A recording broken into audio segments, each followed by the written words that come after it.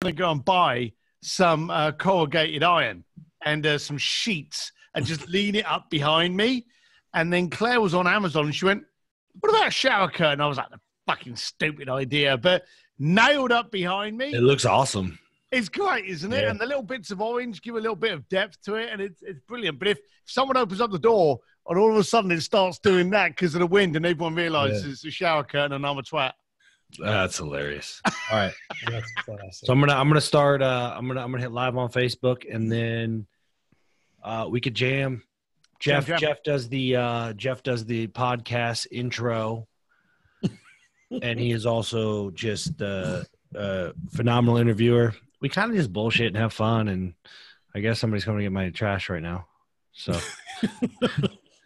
we'll wait till that's done. And we're going to I'm going to put a link to the course on there, Bluefish Steve. Here, wait. Okay, share on a page. I have a page called Body by Bagels. Oh, yeah. Let's not put it on that one. Bye. Yeah. Yeah, they just come in whenever they want. What is that little office you got there? How to Down at Nick's? Yeah, that's he's got that at Tim's office down in Irvine. Right. Hey, you both, just on a side note, you both on Yetis? No.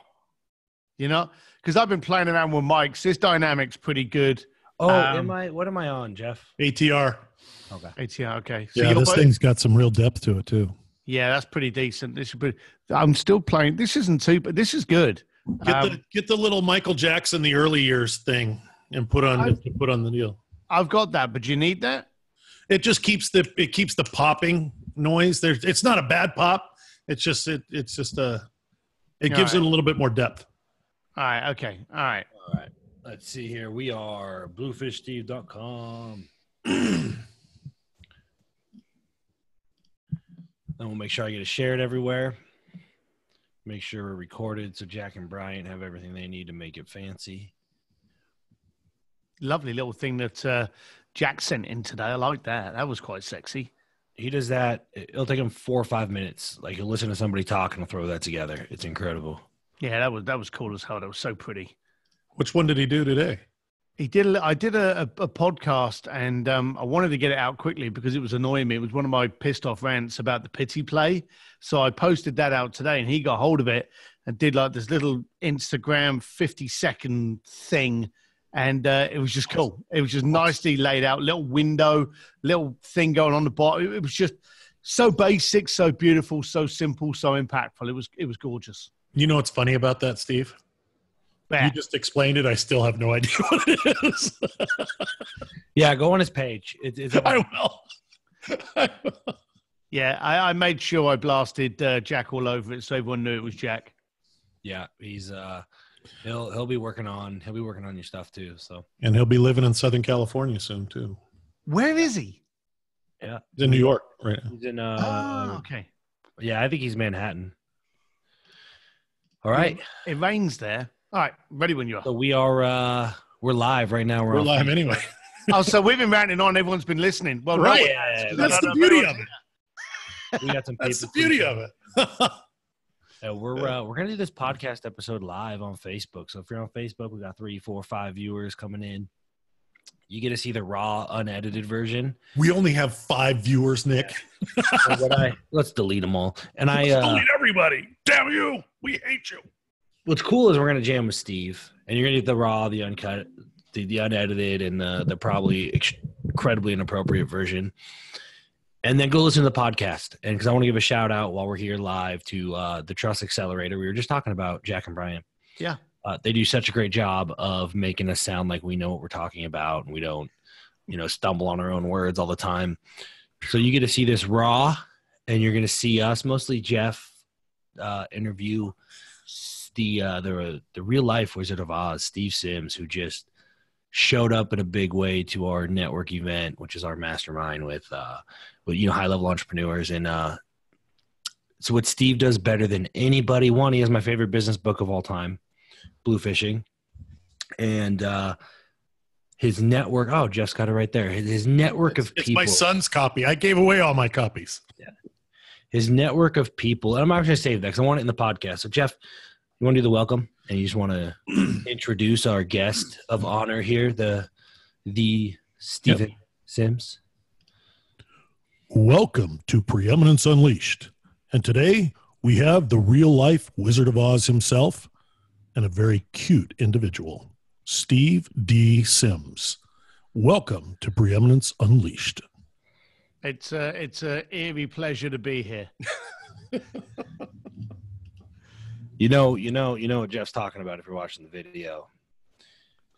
We have a fan that's calling in right now, too. Oh, the Michelle. Oh, I'll have to call her back. Awesome. Well, Steve, thank you, man. You just seriously, it's an honor to call you my friend and to have you likewise be able to fire up and show this. I was thinking today about asking you a couple of questions, and it was funny because I was answering them myself as I was running them through. But people know you, for Bluefish, the #1 private concierge on the planet. The story that you told in Blue Fishing that is something that transcends industries. It's a personal development book. It's an interpersonal communication book. It's a business book. There's so many things that this book is. And, from such a astute, lifelong learner of etymology and the writing craft, it's really come home for you on this one. And I was waiting for you to go, insects had nothing to do with my book, but I was stuck on etymology. Etymology. But just out of starting things, because my friend here, Nick, that we've got on with us is he's one of those guys that comes up with those profound statements like the process is the shortcut, or the shortcut is the process. Which one do you say, Nick? The process is the shortcut. The process is the shortcut. But the shortcut could be the process as well. Exactly. One thing or the other. Steve, what is it like in the morning? Do you have a morning ritual, that you get up and there's stuff that you do every day? And that's kind of just part of what creates this engine of Steve Sims? Yeah, it's kind of funny and stupid to say, but I get up, I pour myself and my wife a cup of coffee, and then I kick the dogs out in the backyard. Now that may sound silly, and you've been to my house or my old house in Studio City, and now I've got a new house here over in the hills, and being able to just wake up and open up the door to your house, and I'll often just stick my head in the garage and stare at the bikes while I'm sipping me coffee and it's cold in the morning. It's just a case of I'm here because I put myself here. Where am I going to put myself today? So my morning ritual is actually more things that I don't do than I do. The one thing that I don't do. You said do.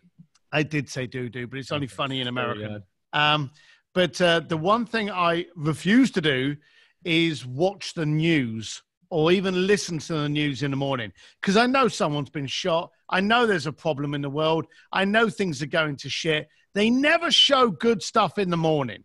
So I don't want to wake up in the morning already with a negativity bag on my shoulder to carry for the day. So I wake up in the morning, I look around my family, I kick my kids off to school, stare at the bikes, pat the dogs, and just rejoice that it's my morning and what am I going to conquer. So I avoid the news and just put on music and just get ready for the day, what I can grasp. Cool. I really appreciate that. And it's kind of like your own, without getting into it being sappy or anything. I mean, you start off with gratitude, it's just, you're playing that game, Absolutely. I never, as usual, I say something and someone else says it more eloquent. You're absolutely right. I wake up in the morning. I have loads of stupid little sayings, but one of them is if I can wake up in the morning, I already have an unfair advantage to win. And so, I wake up, and as long as I can pour that coffee and kick the dogs out, then look out because I'm coming. And so, I am grateful. That's cool.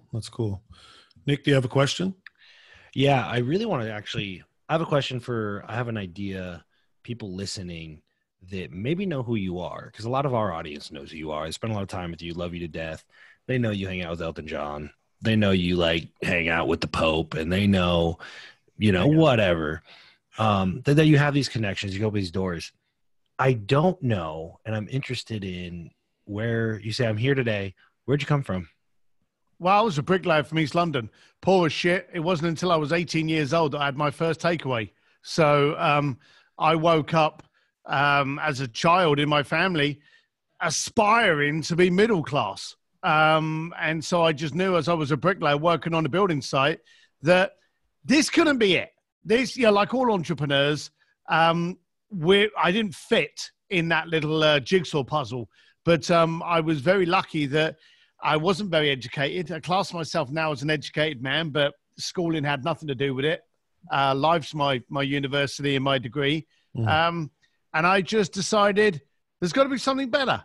And I went looking for it.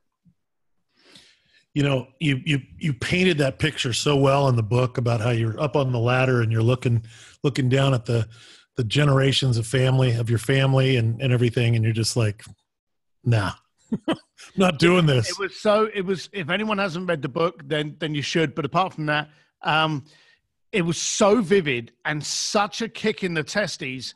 I literally walked up. So to paint the picture, I was a bricklayer in London. My granddad, my uncles, my cousins, my father were all bricklayers. If we got shorthanded on the building site, then my mum would come on and some of the other ladies in the family. It was that kind of Irish family that got mucked in. And I remember one day walking up the scaffolding, I had a hod, which is a funny contraption to carry bricks up a ladder. And I'd carried these bricks up a ladder and I'd got to the top and I was supposed to put them down. But I froze because I saw down this scaffolding, laying bricks on the line in a shitty British day, cold, getting your hands cut up. Every single member of my family outside of the female group, but my entire lifeline. And right at the end, it started with my dad. Then I had my uncles, my cousins, all that lot, my nephews. Right at the end of it was my granddad, 70-something years old. And I saw me at the beginning, and I saw me at the end. And I actually sat down with him. It stunned me. I got yelled at for not putting the bricks down. I put the bricks down, and then it got the tea break, and I was still mortified of seeing a glimpse into my future. And I said to my granddad, I went, is this all, stupid question, is this what you thought you'd be doing at your age? And he literally just sipping his coffee, big Irish lump, just turned around and said, if you don't get out today, you'll meet tomorrow. And I thought, fuck. Wow. So I just stood up and I said to my dad, now here's the big thing. My dad was the guy that run the little building firm. It was only a little family thing. But I had to go to my dad, who at the age of 16, I'm obviously living with, and go, I'm not coming here tomorrow. I quit. And he's like, what do you mean you quit? And I said, Dad, there's got to be something better than this for me. And of course, we had real trouble in the family for quite a while, actually, because my mum took it personally. She thought I was turning my back on the family tradition. And just because you did it yesterday doesn't mean you got to do it tomorrow. And I just found that kind of a bit silly. So it did create a real problem with my family. It's amazing that the way that worked, right? Because if you didn't go to your granddad and have that conversation, and you tried to have that conversation with your father, there's probably a high chance you'd still be a bricklayer today. Yeah. Because the male modeling wasn't going so well. So I think that would have been a high probability that I would still be bricklaying. Yeah, such a powerful energy in this, this universe, if you want to call it that. But it was a real blessing that happened that way. Blessing for me. It was a blessing that lineup was there. It was a blessing that I saw it. And it was a blessing that in so fewer words, he energized me to actually get out of it. It means a lot more when I hear how you wake up in the morning, to know the story and to know, when you went, to where was it, Hong Kong, that you went to where you were getting the finance job? Where were you? Yeah, I was trying so many different jobs in London, and some of them I was getting and then leaving because they weren't right. But I did the extreme. I want to get as far away from me as I can. And Hong Kong, there was a friend of mine that was getting a job as like a trainee stockbroker in Hong Kong. And I came up with a resume that was greater fiction than Harry Potter. And I actually got the bloody job. And we were all mesmerized. And I thought, well, shit, well, let me see if I can pull it off. So I watched Wall Street 30 times and then went there and partied with them on the Saturday and Sunday, went to orientation on the Monday, and then was fired on the Tuesday. So it didn't last long. Yeah, but I mean, those things, that's my point, is you went to Hong Kong, which literally was the beginning of you saying, okay, now I'm going to start bouncing, and, guys coming and on a Wednesday, and you're like, don't come in tonight, you guys, this isn't the good night. And then making up the password and, for people, hey, come back on a Friday and use this password, and making them feel special.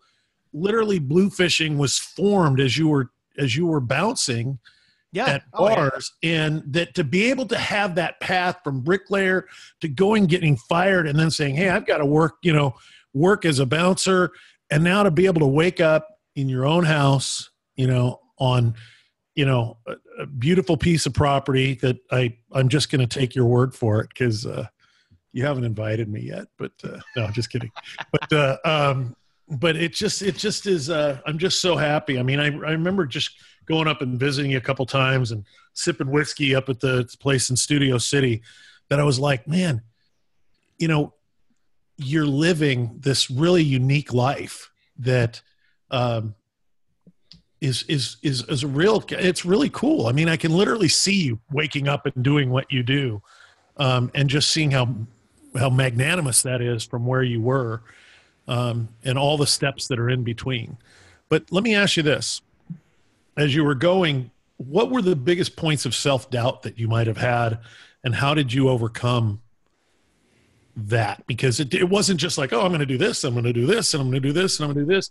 I know, if I know anything about you, I know that you've learned hard lessons and, scary lessons at times, and, kind of this is it type of lessons. And so what are some of those things that they were those roadblocks, or those things that were really kind of shaped where you are now? So I tried a lot of different things. And I wasn't frightened to actually try different things. I think one of my secret sources were that I didn't give a shit what you thought about me failing. I cared about whether or not I tried hard enough and failed. I found failure as kind of like the stripes to become the colonel kind of thing. Yeah. They were my stars. Nowadays, we're all frightened to fail in case someone sees it, or someone laughs at it, or someone posts it on Facebook. Couldn't give a rat's ass. I'll fail tomorrow. I'll fail next week because I try hard.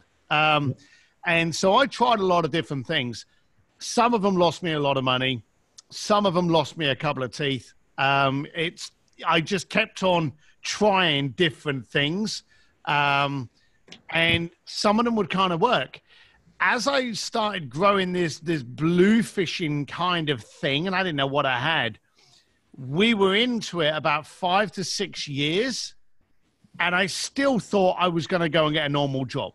I was running 2 or 3 parties a month. I was living in a penthouse, had no other income other than throwing parties, and then going to like affluent providers like jewelry firms, watch companies, and going, hey, would you like to have a room full of 200 of the richest people in Bangkok or Thailand or Hong Kong? And they'd go, yeah. And I go, great. You give me $100,000, I'll actually make you the keynote sponsor of such a party. So I would sell it on the front end, sell it on the back end, and then just think, wow, there you go. That worked. And thinking I'm never going to be able to do it again. And then did it again the following month. And it was Claire that actually came into me one day and said, look, how long are you going to keep playing? You keep on taking your earrings out, putting on a suit, going and applying for jobs that you clearly are not fitting. Come home, you put your T-shirt on, you get on a bike and you throw a party and you walk out with 50 grand. So when are you going to start taking it seriously? So we did. And like all entrepreneurs, the second you try to focus on your business, 9 times out of 10 when you fuck it up, you ruin the secret sauce. And I did just that. I tried changing the name because I thought Bluefish was a stupid name. I tried being more respectable. I had some British girl that was very pompous on the phone saying, oh, good afternoon. How may I help you? When someone would call in. No one liked any of that. So we took a dive. And that was one of the first things. And so I went back to Bluefish and, fired her and all that kind of stuff. And then a little bit later, a big lump of doubt came on me that, hang on, I don't look like the person I should look like in order to get the money out of you that I'm already getting out of you. And it was a weird moment. But, I fell in a pit. I fell in a real pit of doubt. And luckily, I was able to get out of it. But I've had a few ups and downs that have hurt. But those pains are really what teach you that you're resourceful enough and you've got the willpower to get back up. There's nothing more empowering than falling on your face and then getting back up. Because the next time you don't worry about it. It's like when you're at school and you don't want to be in a fight because you've watched the movies, and if someone gets a punch in the head, they fly out the window. Okay. Yeah. And so you don't want that. And then someone starts mouthing off to you, and before you realize it, they've clocked a sucker punch on you, and you go, hang on, I haven't knocked out. I didn't hear that like a cheap Batman movie sound effect. I didn't go flying through the saloon window, and it's just all this realization that I'm all right, I can keep going. And right. That's the thing with being an entrepreneur, that you get used to, as our friend Joe Polish says, you get used to being comfortable with being uncomfortable. And it's those moments you suddenly find that you actually come alive. Right. And I remember someone said that when the going gets tough, that's not when the entrepreneurs work. It's entrepreneurs work, period. And that's what we are. We just get shit done. And if it's up and down, I think someone said a little while ago, which I really liked, is the roughest seas that train the best sailors or something like that. And I really liked that one because I've had some rough seas.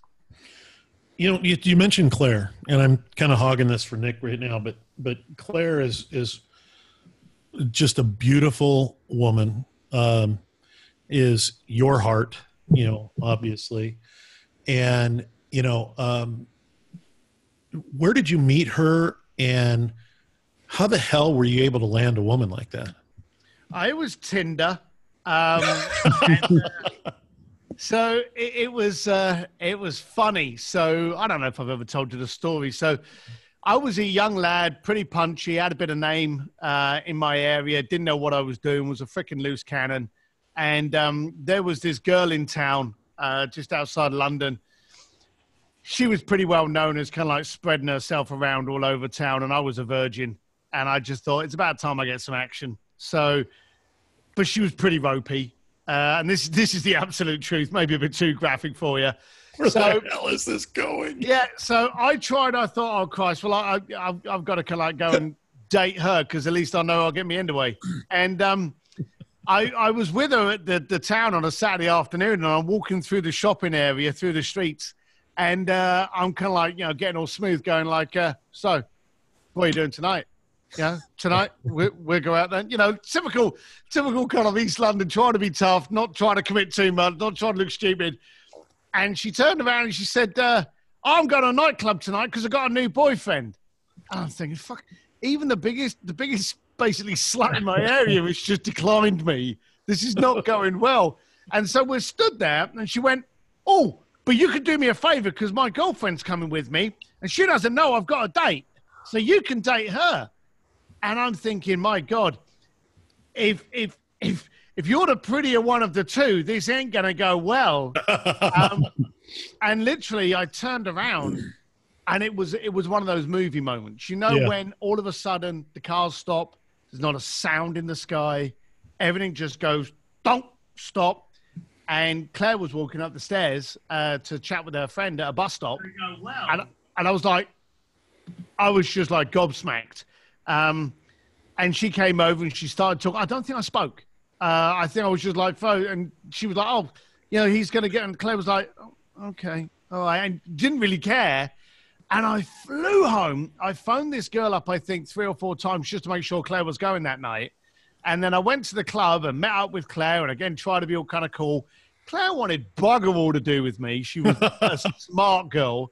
So I went to the bar thinking, oh, well, that failed. And this guy tried grabbing Claire's arm to pull her up for a dance. And I was at the bar at the right time. So being big and ugly, I went over there and was like, no, fella, leave it alone. And she went, I better dance with you. And that was it. So that's fantastic. But that's how I met her. So, and then the following day I went and picked her up on the motorbike, smooth, put her on the back of the bike, went down to the pub, and she's had a hell of a journey with me, through having money to having no money, to having money, to having no money, to having less money, to having more money, entrepreneur's life, you sit there and you think, God, how am I going to make payroll at the end of this week? And then you think, how am I going to pay rent? And how am I going to keep the lights on? I've had my water turned off.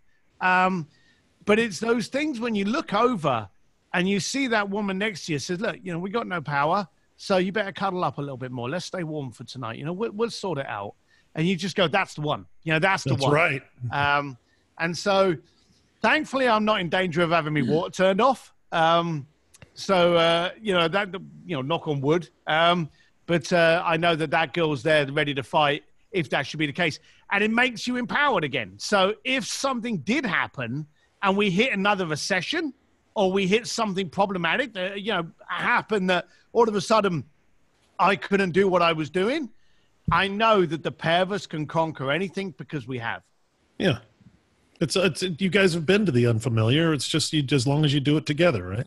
Oh, we've been there. We sent each other postcards and fridge magnets. Yeah, we know what it's like. Nick, you have anything you want to add?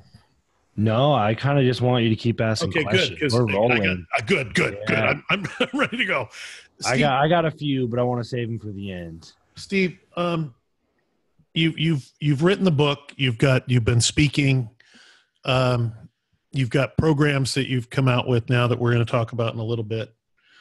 Besides the things that people see, what's exciting you in private? Apart from the wife? Yes. New subject. I don't think there is. I wear my excitement on my chest and my arms. People can see me. They know what I'm up to. Yes, I've got the course out. I'm coaching more people now. I'm traveling literally the world. Mexico coming up soon, then back to LA, then Vegas, then back to LA, and then Thailand. Wow. And so it's just insane. And my book became a bestseller in Chinese last week. What dialect, Steve? So I got it. Yeah, I know. Chinese isn't a language. I know. So the book was released in Taiwan in Chinese. So I went and put it up online going, hey, look at this. I'm in Taiwanese. And they were like, no, you twat, that's Chinese. Yeah. And I was like, okay. So then I went and said, oh, it's in China. And someone went, no, if you look at the other bits, it says it's a Taiwanese publication of the Chinese dialect. So I was like, what the hell is going on? ROC, it's the Republic of China. So it's over there. So I've got a language I can't speak. Can't wait to do the audio version of that. Are you going? You're going to Taipei? Why would I go to Taipei? It's in Taiwan. Oh, well, that may help. So I have no idea. They started contacting me last week. I did a radio and a TV interview last week that they released this month. So who knows? I may get people reaching out going, hey, we need you to come over and invigorate us and power us forward. So I'll be like, yeah, I'll be there. So I'm gonna go on a sourcing trip to get mahi and different fish, just to make an excuse to be there while you're doing that. I can't wait to see you standing above everybody. You're like the giant. Really fun. That'll be awesome. I find life exciting, and we've known each other for a while, Jeff, and you know that I'm a very private, boring person. But I like to get out, have fun, and then go home and sleep and relax, and get out and have fun. So the arousal and the excitement is when I'm out. I went down to your to your event, your network event down in Newport Beach, Balboa Island, and I didn't want to leave. I had an event the following day that I'd booked with the kids. We went down to an LA art tour. And, that looked awesome, by the way. Yeah, it was fantastic. Everyone should do it. And I didn't want to leave because your crowd were just so phenomenal. It was a family of misfits that were making things happen. Yep. And it was just, it's kind of embarrassing. And I can say it now, but I get up on, well, you had like a tiny little stage. You had like a little platform area where people stood to do the talking.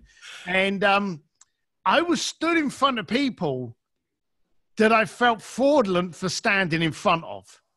And I'm like, I shouldn't be here, you know? I'm talking to you, telling you how to do stuff, and your shit's the king, you know? So I should sit down and listen to you. So it's very humbling anytime you get up and you speak in front of people, that you look in the audience and you think, how come I'm here and you're not?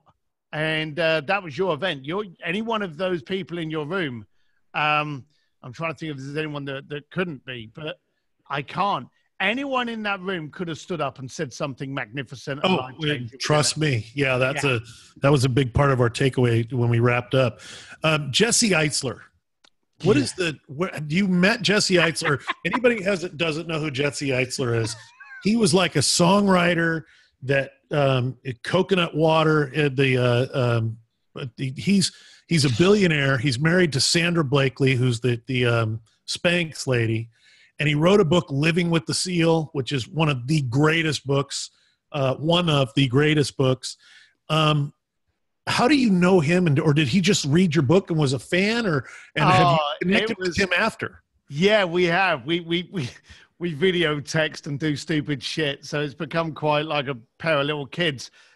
Jesse also Zico water. It's Zico water. Yeah, but one of the other things I think is one of the best things he did was he went to NetJets that owned all of the private jets. Yep. And invented the air charter rental club membership.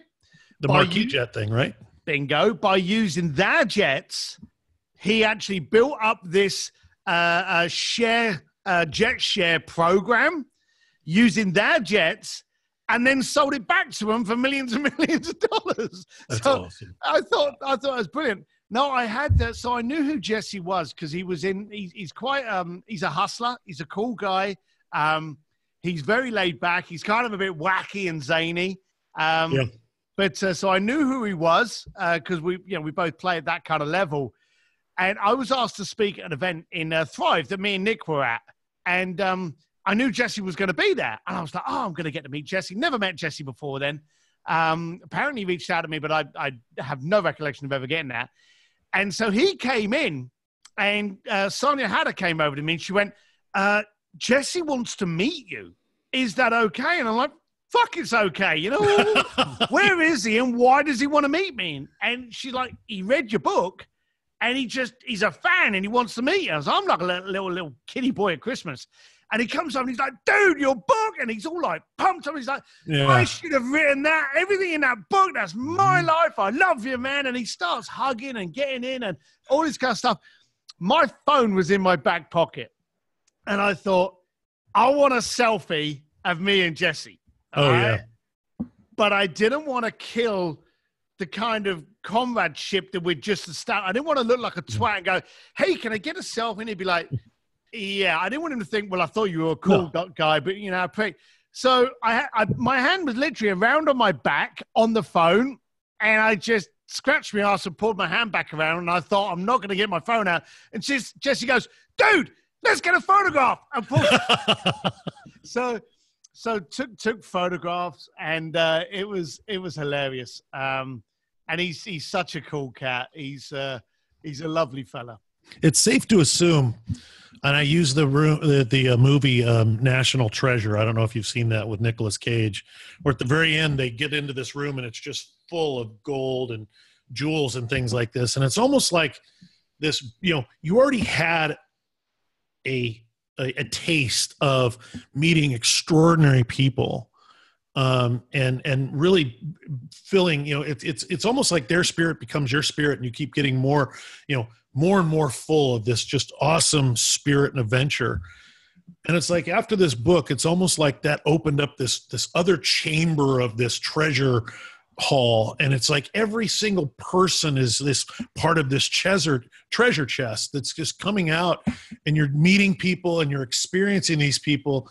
And no matter how great the Bluefish world was, it seems like this book and the stories, and I love the integrity where you didn't sit there and share people's names and all this stuff, but just the experience and what you took away was something that was so intimate and authentic and exciting that everybody felt like they were you in that story.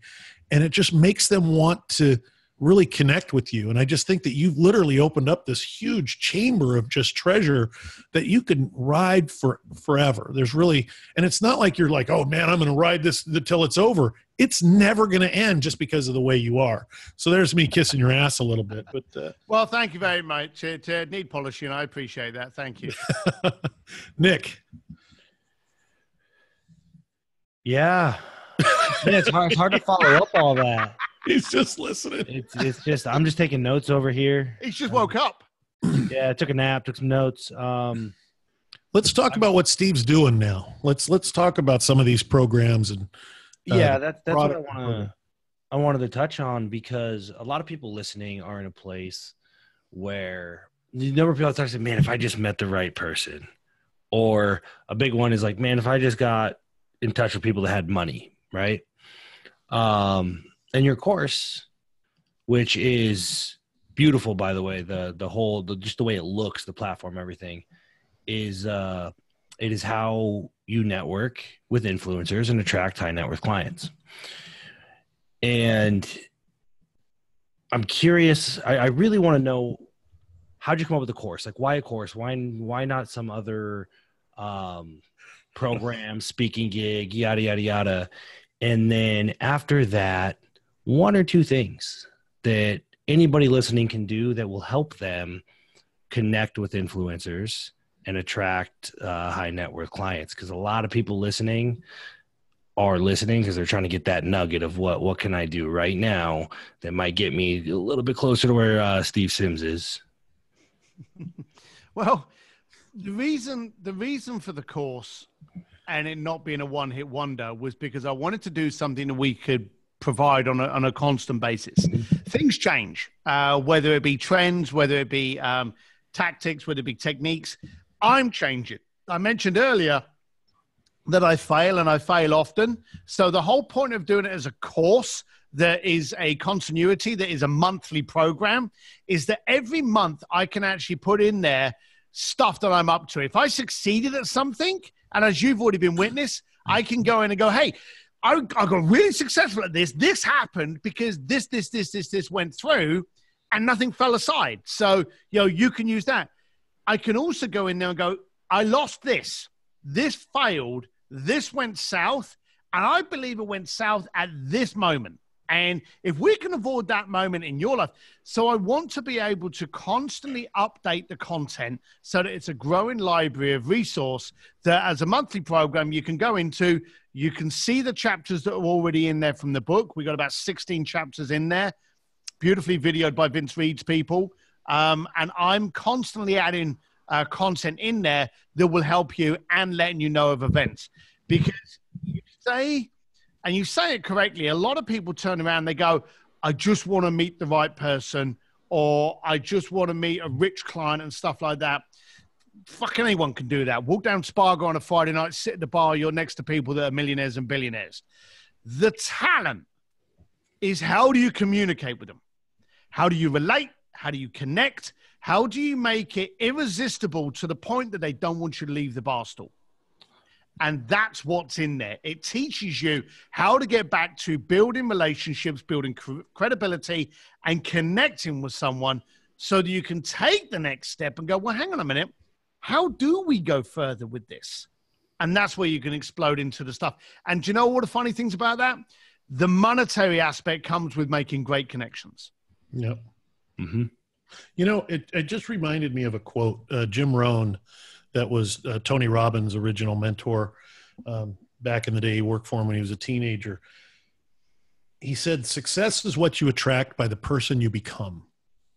Mm-hmm. And I think that what's great in the program that you don't have go into the bar, find this person, do this. It's not about a doing, it's about a becoming. And Nick and I, jam on this all the time.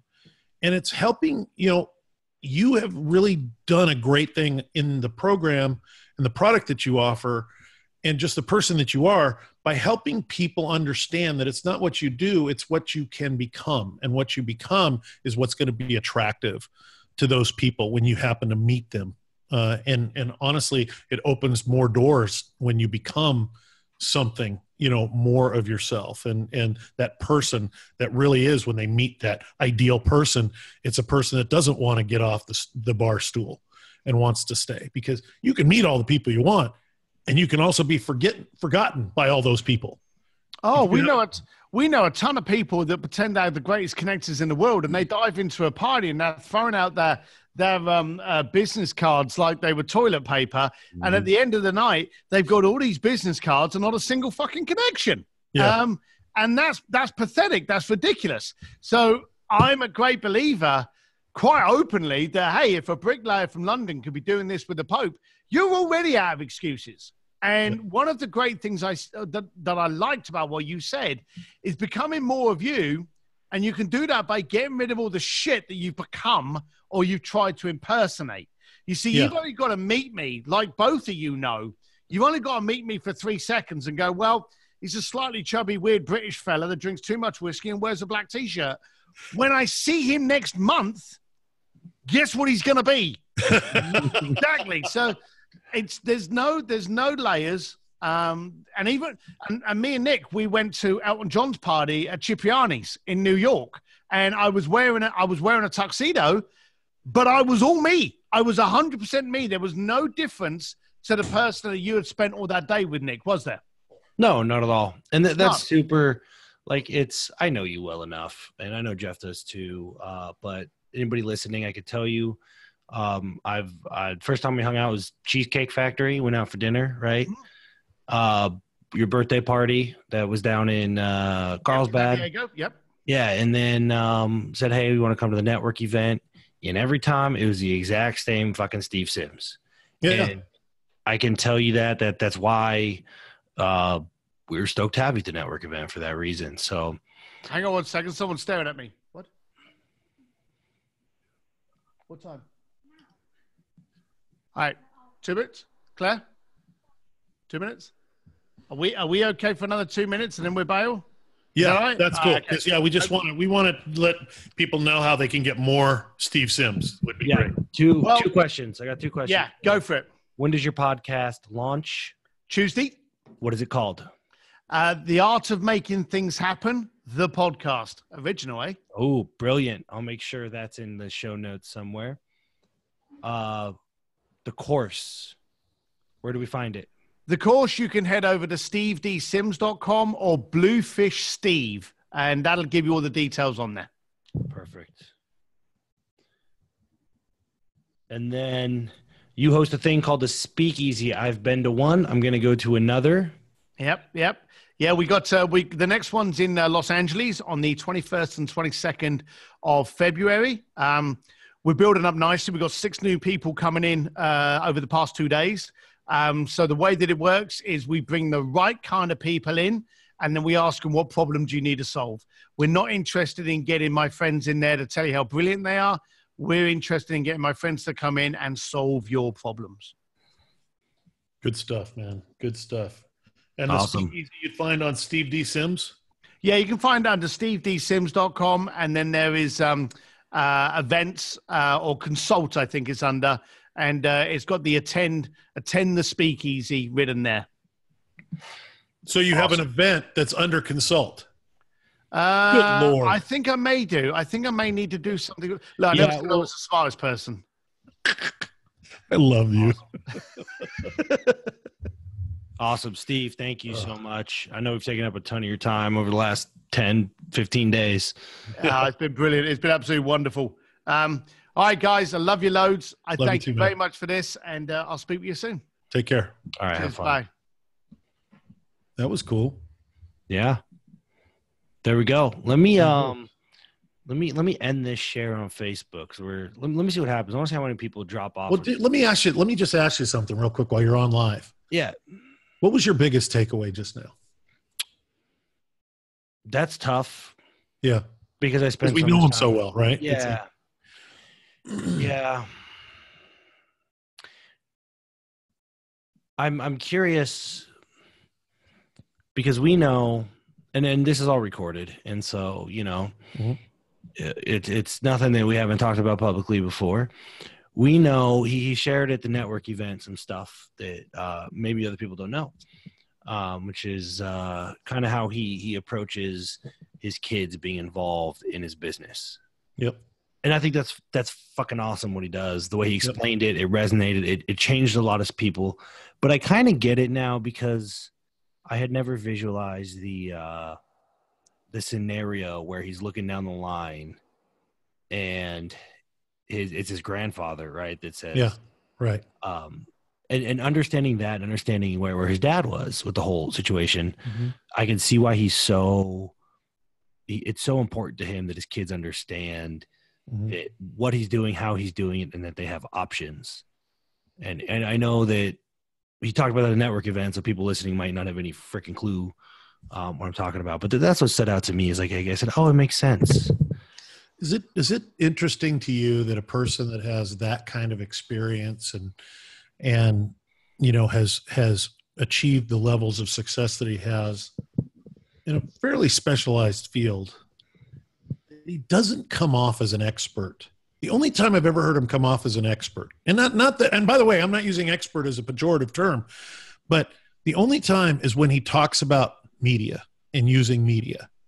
Like there's a very specific way that he talks about with that, but everything else is experiential. It's a parable, and we can all shape our own scene with what he does and the lessons that we learn. And that's such a unique talent. I think that's just innate for him. And it's so fun to see that, because you literally become more when you're in his presence. Yep. I just really like that. So we had 35 people from our private clients, our network clients in the room. And I think every one of them was elevated. Yeah. The entire time, not just when he was speaking, but the entire time. Yep. I mean, having him around is always fun, and look forward to hanging out with you and him on the 21st and 22nd as well. So if you're still with us, because we still got double digits with us. Oh, cool. If you're still with us, you could drop a comment below. Let us know what you think about Steve. I'm 99% sure he'll actually chime in if you say something mean about him, so don't do that. But he'll chime in, and honestly, the course, Steve is similar. Him and I are similar in the sense that it probably makes sense to pay attention. Yeah. Because like me, he is willing to fail so quickly that you can probably learn a lot just by watching. And he likes to share. He likes to share that stuff. So it's amazing to see how that happens, and that, honestly, that we really don't learn at a deep level until we experience it. Right. And that's why, I listen to you all the time. It's like, you can sit here and talk about all you want, test it, experience it, and people are like, oh, I don't want to waste the time. It's like, you're going to sit there. That's just like you said, the shortcut is the process, or the process is the shortcut. Sorry. And it's just, but it's like, you're not going to learn unless you experience it, and you're afraid to experience it. So you're not going to learn. And it's like the same thing. Well, the process seems like it's so much, I've got to, it's going to take me 90 days to go through all this stuff. I want it a lot quicker. And it's like, you know what? It's going to be a hell of a lot shorter than you just trying to figure out a shortcut without taking the process. And I just love what he does on a daily basis without even getting like all, giving this great epiphany or demonstrative about what his values are or whatever. He just does what he does because he is who he is. And I think that's a tremendous value set, and somebody that I think both of us are grateful that we're friends with him. And that's why one of the reasons we did this one live, because I wanted to share it with maybe people that don't listen to podcasts. And if you enjoyed Steve, give this podcast a share, because the he's doing some really cool stuff, and for the first time, he's really doing it publicly. Right? He's been working behind the scenes forever, doing amazing things, and now he's willing to share it. So give this post, this live, a share. The podcast will be out probably 2 or 3 weeks from now. Yep. And you can give it a listen. It'll be way less messy. After Bryant gets a hold of it. Yeah, once our podcast guy gets a hold of it. But I'm gonna stop live stream. Peace out, Facebook. I'm gonna stop recording.